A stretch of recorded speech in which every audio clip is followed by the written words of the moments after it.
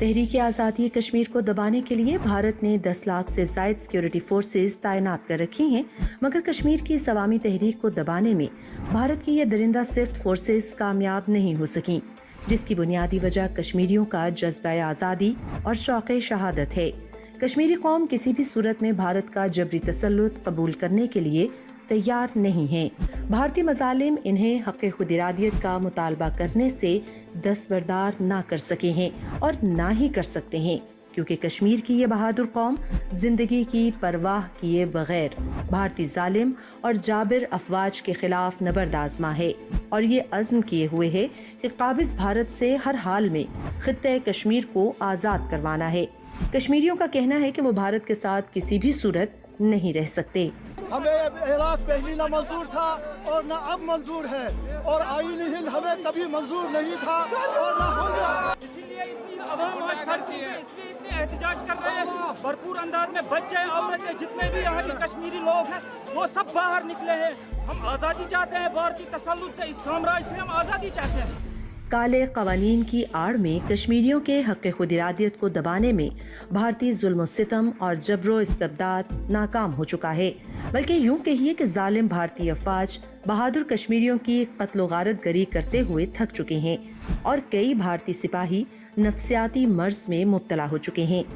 سینکڑوں بھارتی فوجی بے گناہ کشمیریوں کو بینائی سے محروم کرنے، پیلٹ سے زخمی کرنے اور بے دردی سے شہید کرنے کے بعد اپنے ہی ضمیر کی عدالت میں اپنے آپ کو مجرم سمجھتے ہیں، اور ضمیر کے اس بوجھ کی وجہ سے شدید ذہنی دباؤ کا شکار ہیں، اور نفسیاتی بیماریوں کا شکار بن کر اپنے ہی ساتھی سپاہیوں اور افسروں پر گولیوں کی بوچھاڑ کر کے خودکشیاں کر رہے ہیں۔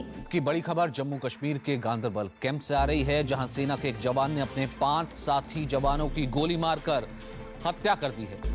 سینا کے پروقتا کے مطابق ان جوانوں کی ہتیا کے بعد اس جوان نے بھی گولی مار کر خودکشی کر لی۔ مارے گئے سبھی جوان 13 راشٹریہ رائفلز کے تھے۔ حالانکہ ابھی یہ صاف نہیں ہو پایا ہے کہ سینا کے جوان نے یہ قدم کیوں اٹھایا۔ سینا نے اس گھٹنا کی جانچ کے آدیش دے دیے ہیں۔ بھارت نے جہاں کشمیریوں کا آزادی کا حق سلب کر رکھا ہے، وہیں بھارت نے کشمیریوں کی معیشت کو تباہ کرنے کے لیے طرح طرح کے اقدامات کیے ہیں اور کشمیریوں کے کاروبار کو شدید متاثر کیا ہے۔ ایک مارکیٹ کیسے سمسام مارکیٹ ہے، ادھر کچھ کام نہیں ہے، کچھ دھندا نہیں ہے ہمارے پاس، کچھ نہیں رکھا ہے اس میں، کیا کرے گے ادھر ہم لوگ؟ ایسے ہی بیکاریں تھی۔ تو دیکھنا سمسام مارکیٹ ہے، آپ خود ہی دیکھ۔ حالات بہت زیادہ خراب ہو گئے، خرابی ہوا، فائنینشلی لوگ پیچھے ہو گئے، زیادہ مینٹلی پیچھے ہو گئے۔ شام کو کوئی گھومتا نہیں، 6 بجے کے جیسے ہوتے ہیں، کرفیو جیسے ہوتے ہیں یہاں پہ، یا بازار میں کرفیو جیسے ہوتا ہے 6 بجے سے، وہ حالات مت ہو گئی ٹھیک۔ جو 10 بجے تک گھومتے پھرتے یہاں پہ، وہ حالات مت ہیں ٹھیک۔ بھارت تحریک آزادی کشمیر کو دبانے کے لیے کشمیر کے حالات کو خراب سے خراب تر کر رہا ہے۔ بازاروں کی رونقیں ختم ہو چکی ہیں۔ اب ہم بالکل بیکار ہو چکے ہیں۔ ہم 10 پیسے کمائیں گے، گھر پہ ماں باپ بیمار ہیں، ان کو بھی دیکھنا پڑتا ہے، غریب آدمی ہے۔ مودی نے حالات کی ادھر خراب کی، مودی نے حالات 370 سے پورا گھاٹی میں حالات خراب ہے، پورا گھاٹی میں حالات ہی ایسے ہیں۔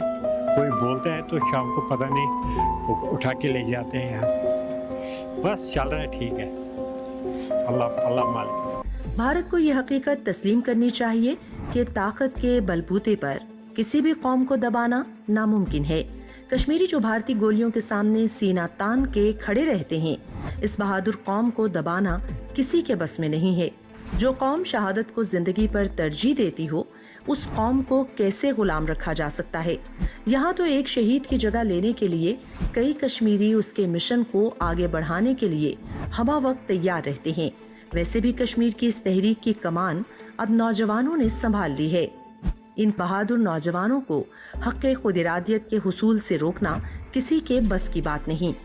کشمیر کے یہ نوجوان اب اس تحریک کے ہراول دستے کا کردار ادا کر رہے ہیں اور اپنا گرم گرم لہو بہا کر تحریک آزادی کشمیر کو منطقی انجام کی طرف لے جا رہے ہیں۔